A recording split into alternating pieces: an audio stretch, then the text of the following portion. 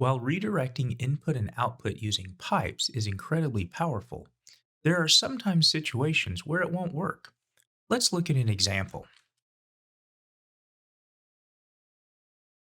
I have some file names listed in the file filelist.txt and want to use them to perform a directory listing. Let's see if we can redirect the contents of that file to the ls command. As you can see, ls listed all the files in the directory.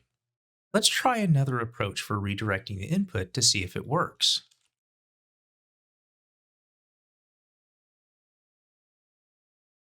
Again, ls listed everything in the directory.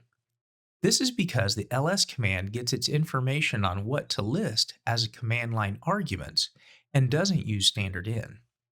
If all we had was redirecting, we couldn't accomplish what we wanted to do. However, Bash does offer something called Command Substitution. Using Command Substitution, we can replace a command with its output before the entire command is executed by the shell. To get an idea of how this works, let's look at an example.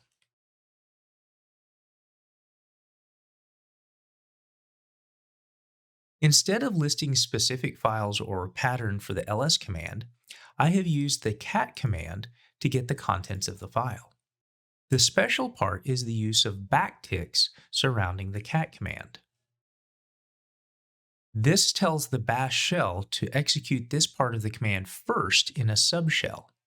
Once it is done, it substitutes the contents of the file with the command, which is then sent to the ls command as command line arguments. If we didn't use the backticks, the ls command would think we would want to list directory contents that match the string cat and file list. The backticks act as a signal to the shell that the stuff inside is a command.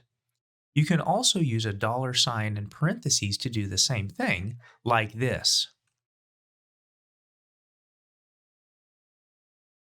Using a $sign in parentheses is preferred over using backticks since it offers benefits like nesting, but you will find that using backticks is still commonplace.